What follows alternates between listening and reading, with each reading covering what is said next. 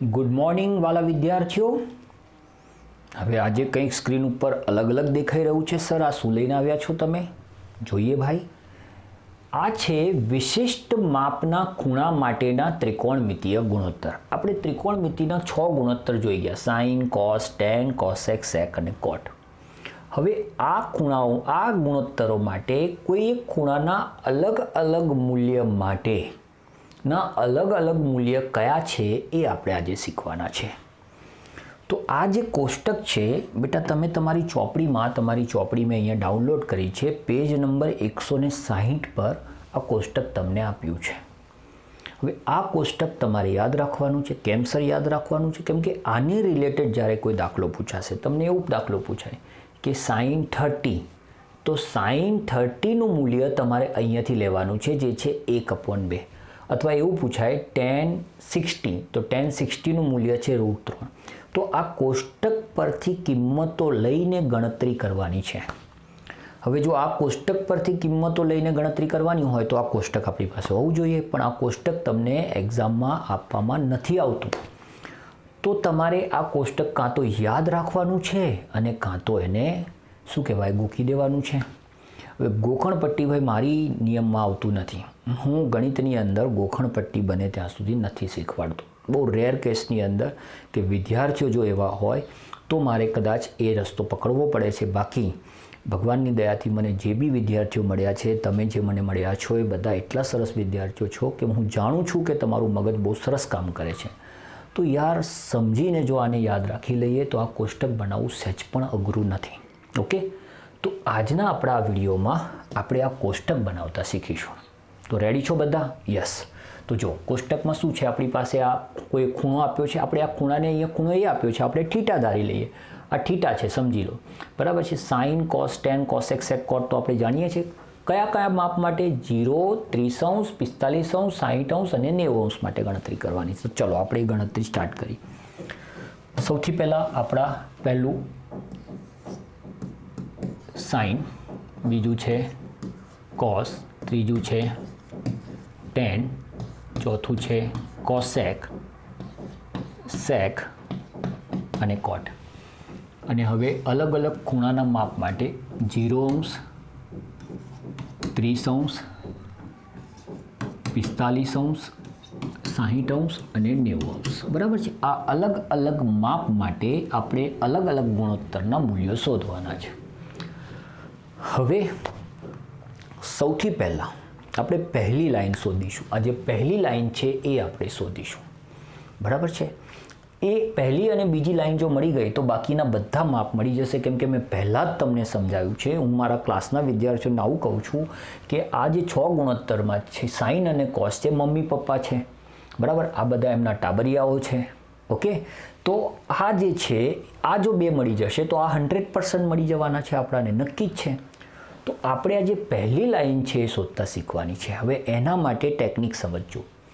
સૌથી પહેલાં તો આપણે સ્ટાર્ટ કરવાનું છે 0°થી। તો હું અહીંયા શરૂ કરીશ 0થી, 0, 1, 2, 3 અને 4, બરાબર છે। 0થી 4 મેં લખી દીધું, 4 પર પૂરું થઈ ગયું।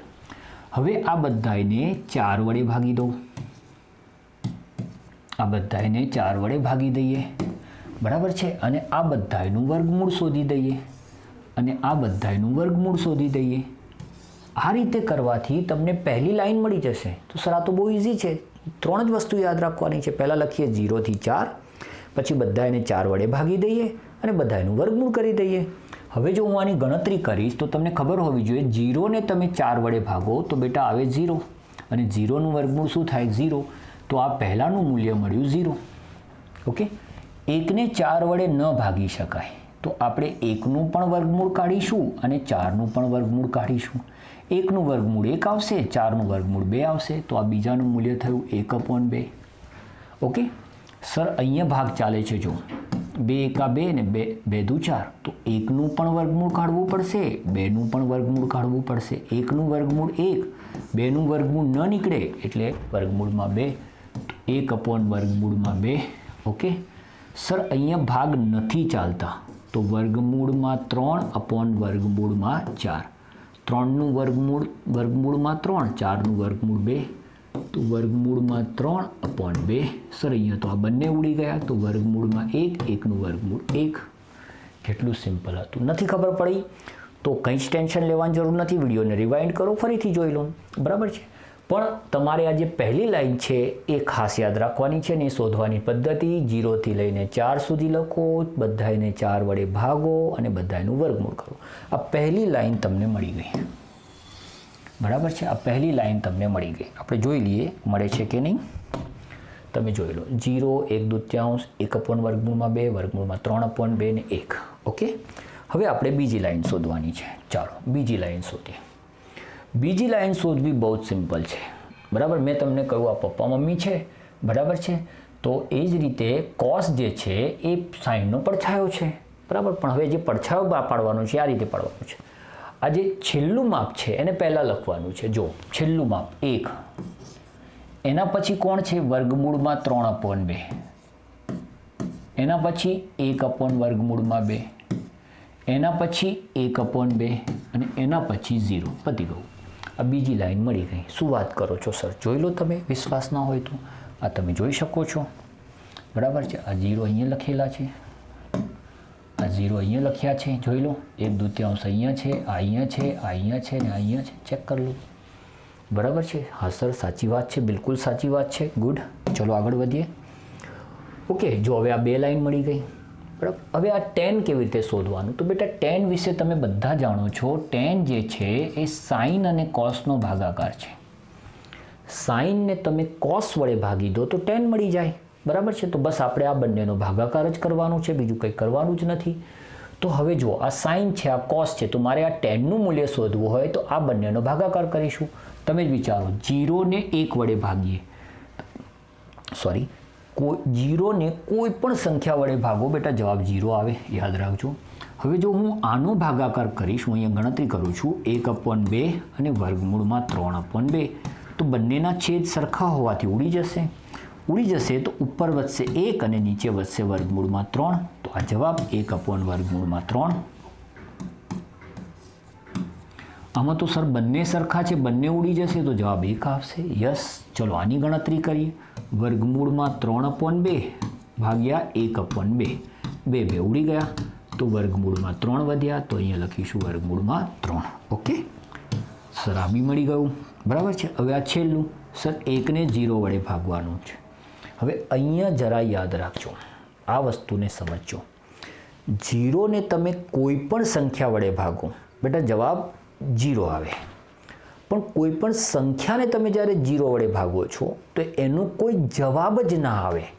0 એક જવાબ કહેવાય, પણ જ્યારે કોઈ જવાબ ના આવે તો એને કહેવાય અવ્યાખ્યાયિત, જેના માટે આપણે અહીંયા યુઝ કરીશું ડેશ. તો આ ખાસ ધ્યાનમાં રાખજો કે કોઈ પણ સંખ્યાને તમે 0 વડે ભાગશો તો એનો જવાબ આવશે અવ્યાખ્યાયિત, જેને આપણે કહીશું ડેશ. તો અહીંયા આપણે અવ્યાખ્યાયિત માટે શું યુઝ કરીશું? ડેશ યુઝ કરીશું. ક્લિયર થઈ ગયું બધાને? આ ખાસ ધ્યાનમાં રાખવાની વસ્તુ છે, બરાબર છે. સર આ કોઈ જવાબ જ ના કહેવાય તો આની ગણતરી આવશે, તો અમે શું કરીશું? બેટા આની કોઈ ગણતરી જ નહીં આવે, ચિંતા ના કરો, બરાબર છે. ગણતરી આ જે મૂલ્યો છે એની આવશે, આ કોઈ મૂલ્ય ના કહેવાય તો આની ગણતરી પણ નથી આવવાની. ઓકે, હવે આ 3 શોધવા બહુ સિમ્પલ છે, કેમ કે કોસેક જે છે સાઇનનું વ્યસ્ત છે, સેક જે છે કોસનું વ્યસ્ત છે અને કોટ જે છે ટેનનું વ્યસ્ત છે. તો ચલો કોસેક સાઇનનું વ્યસ્ત છે, 0નું વ્યસ્ત. હવે 0 એટલે 0ના છેદમાં 1 તો હોય જ, કોઈ પણ સંખ્યાના છેદમાં 1 હોય. હવે હું આનું જો વ્યસ્ત કરું, આનું વ્યસ્ત કરીશ તો 1 ઉપર જશે, 0 નીચે આવશે. સાહેબ હવે આ તો 1 ને 0 વડે ભાગવાની વાત થઈ, એ તો ભાગી જ ના શકાય. જવાબ આવે અવ્યાખ્યાયિત. અવ્યાખ્યાયિત આવે તો આપણે શું યુઝ કરીએ છીએ? ડેશ. ઓકે, તો પહેલું આવશે ડેશ. ઓકે, ચલો આનું વ્યસ્ત કરીશું તો બગડો ઉપર જશે, એકડો નીચે આવશે. એકડો નીચે લખતા નથી. આનું વ્યસ્ત કરીશું તો વર્ગમૂળમાં 2 ઉપર, એકડો નીચે, એક છેદમાં લખીશું નહીં. આનું વ્યસ્ત કરીશું તો 2/વર્ગમૂળમાં 3. એકનું વ્યસ્ત તો શું થાય? 1 જ થાય. બહુ સિમ્પલ છે સર. સેકમાં આપણે કોસનું વ્યસ્ત કરી દઈશું. એકનું વ્યસ્ત થશે 1. સર આપણે પેલું ઊંધું લખી દઈએ તો ના ચાલે? બેટા એ પણ ચાલે, એ રીતે બી જવાબ આવશે. પણ આપણે અહીંયા વ્યસ્ત સમજીએ તો આનું વ્યસ્ત કરીશું તો 2/વર્ગમૂળમાં 3. આનું વ્યસ્ત કરીશું તો વર્ગમૂળમાં 2. આનું વ્યસ્ત કરીશું તો 2. અને જીરોનું વ્યસ્ત મેં તમને હમણાં જ સમજાવ્યું, અવ્યાખ્યાયિત, જેને આપણે કહીશું ડેશ. ઓકે, તમે જોઈ શકો છો ડેશ અહીંયા આવ્યું, બગડો અહીંયા આવ્યો, વર્ગમૂળમાં 2 અહીંયા આવ્યું, આ મૂલ્ય અહીંયા આવ્યું અને છેલ્લું મૂલ્ય પહેલાં આવી ગયું. કેટલું ઇઝી હતું સર, આ તો બહુ સિમ્પલ છે. અચ્છા, હવે કોટ જે છે 10નું વ્યસ્ત છે, જીરોનું વ્યસ્ત થશે અવ્યાખ્યાયિત, બરાબર છે. આનું વ્યસ્ત કરીશું તો વર્ગમૂળમાં 3 થઈ જશે, 1નું વ્યસ્ત 1 થશે, વર્ગમૂળમાં 3નું વ્યસ્ત 1/√3. બેટા વ્યસ્ત એ ખબર પડવી જોઈએ કે આ a/b જે છે એનું વ્યસ્ત કરો તો એ થઈ જાય b/a, એટલે કે છેદ અંશમાં જતો રહે અને અંશ ક્યાં આવી જાય? છેદમાં. આ યાદ રાખજો. અને અવ્યાખ્યાયિતનું વ્યસ્ત, સર અવ્યાખ્યાયિતનું વ્યસ્ત કેવી રીતે કરીશું? તો આપણે જરા એ વિચારીએ, અવ્યાખ્યાયિત ક્યારે આવ્યું હશે?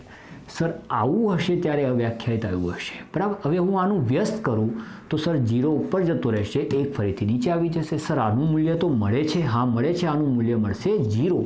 તો યાદ રાખો, અવ્યાખ્યાયિતનું વ્યસ્ત થશે 0 અને 0નું વ્યસ્ત થશે અવ્યાખ્યાયિત. ઓકે, તો આ રીતે તમારે કોષ્ટક મેળવવાનું હતું. તમે મારા બધા મૂલ્ય ચેક કરશો અને તમને ચોપડીમાં આપેલું 160 નંબરના પેજ ઉપર આપેલું કોષ્ટક ચેક કરશો તો તમને આ મળશે.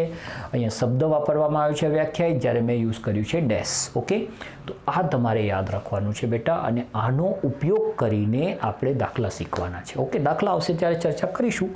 હાલ તો આપણે આ કોષ્ટકની ચર્ચા કરી રહ્યા છે. હવે આગળ કંઈ છે? યસ છે. શું છે? યાદ રાખીએ, ઉપરયુક્ત કોષ્ટકમાં આપણે આજે કોષ્ટક શીખ્યા.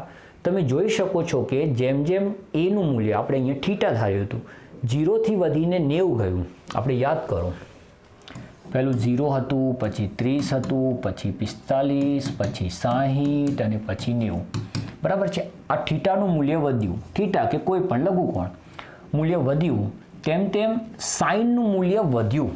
કેમ વધ્યું સર? જો યાદ કરો, 0થી 0, 1, 2, 3, 4 આપણે આમ કર્યું હતું ને આ બધાને 4 વડે ભાગ્યું હતું.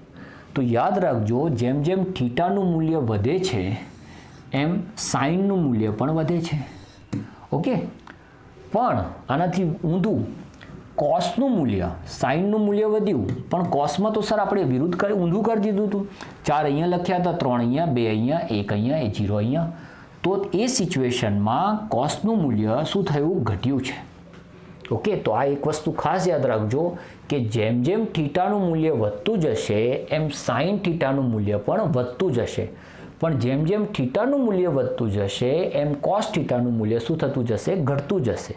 આ નાની વસ્તુ યાદ રાખવાની છે જે કદાચ ક્યાંક 1 માર્ક્સમાં પૂછી શકે. ઓકે, તો હવે આ કોષ્ટક તમને આવડ્યું, તમે સમજ્યા, તમે જોયું. હું કહીશ તમને 1-2 વાર તમે જાતે બનાવી દો, 1-2 વાર તમે પ્રેક્ટિસ કરશો મિત્રો, શ્યોર આવડી જશે. અને પછી એક્ઝામમાં બી તમે બનાવશો રફ વર્કની અંદર, બરાબર છે. એટલે તમને ક્યાંય જ તકલીફ પડશે નહીં. પછી તમારે આના ઉપરથી દાખલા કેવી રીતે ગણવા એ આપણે આના પછીના વિડીયોમાં જોઈએ છે. ત્યાં સુધી મળીએ નવા વિડીયો અને નવા ટોપિક સાથે. આવજો.